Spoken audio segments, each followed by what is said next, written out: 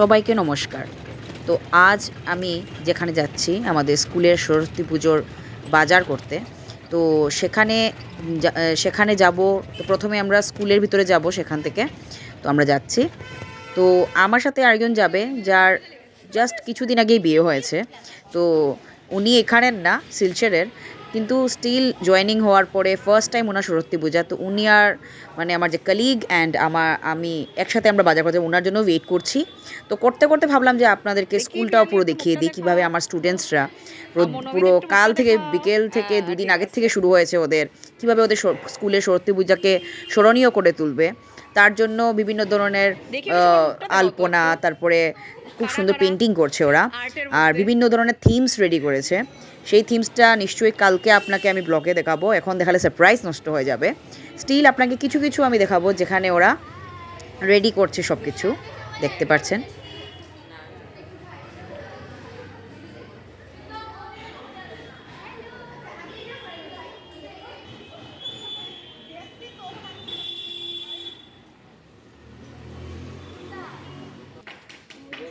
এখানে পুজোর যে ইনচার্জ আছে ওরা ডাইরেকশন দিচ্ছে স্টুডেন্টদেরকে। এখানে আমাদের কালকে যজ্ঞ এবং সন্ধ্যা আরতির জন্য সব কিছু রৌদ্রে রাখা হয়েছে শুকানোর জন্য। এখন আমরা কলিগ এসে গেছি, আমি চলে যাচ্ছি।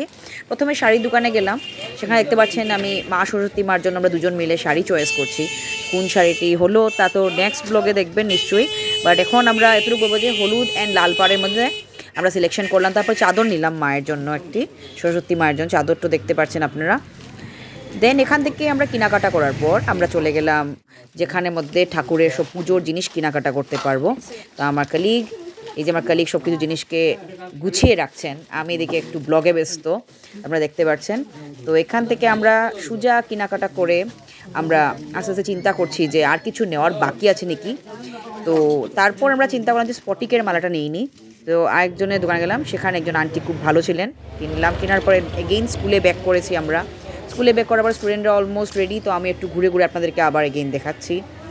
আর স্কুলের বাইরে থেকে একটু আমি ভিডিওটা করলাম আমাদের স্কুলের ডেকোরেশন, লাইটিংস, মানে প্রস্তুতির পথে একদম পুরো। তো জিনিসপত্র ভিতরে নিয়ে এখন রাখতে যাচ্ছি আমরা।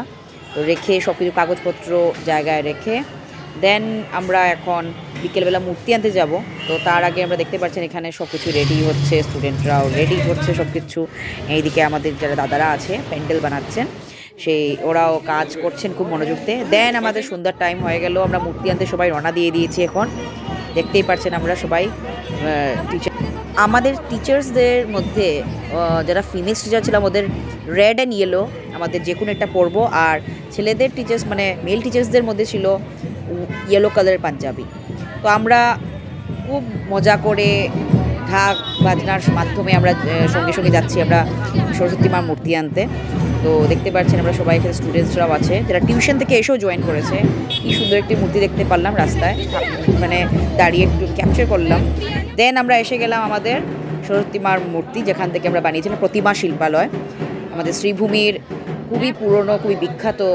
এখানে মানে বিভিন্ন ধরনের মূর্তি পাওয়া যায়, যেরকম ডিজাইন বলবেন সেরকমই আমাদের মানে তৈরি করে দেন উনি, খুবই সুন্দর কাজ ওদের।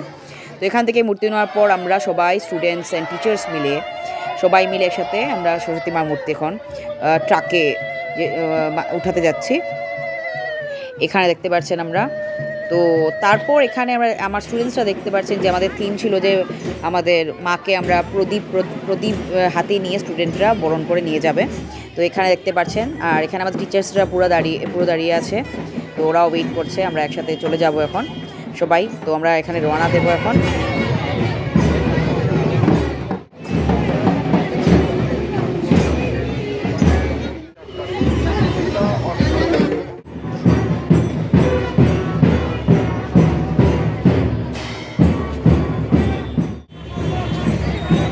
এখন আমরা স্কুলের সম্মুখে এসে গেছি।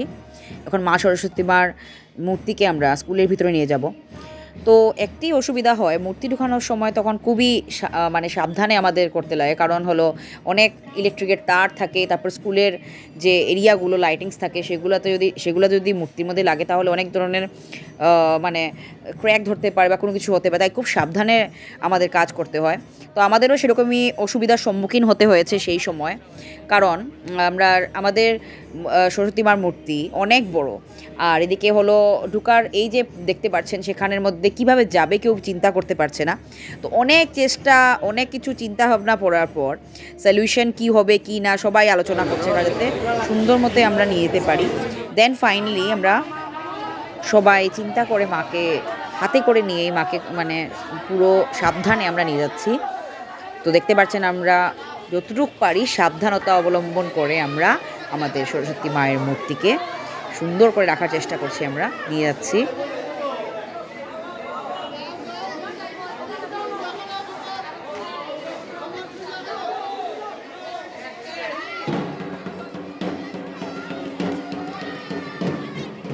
বাড়ি মায়ের গোড়ায় মালা পরিয়ে দেওয়া হবে, স্ফটিকের মালা পরিয়ে দেওয়া, মানে যতটুকু পারা যায় আমরা ঠিকঠাক করে সব কিছু রাখছি।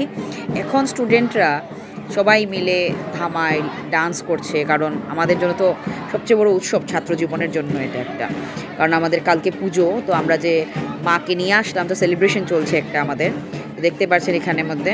তাছাড়া শুধু স্টুডেন্ট ছাত্রছাত্রী না, তার সঙ্গে আমাদের টিচার্সরাও, আমাদের যত আচার্যরা আছে তারাও দেখবেন একসাথে সবাই মিলে আমরা ধামাইল দিচ্ছি।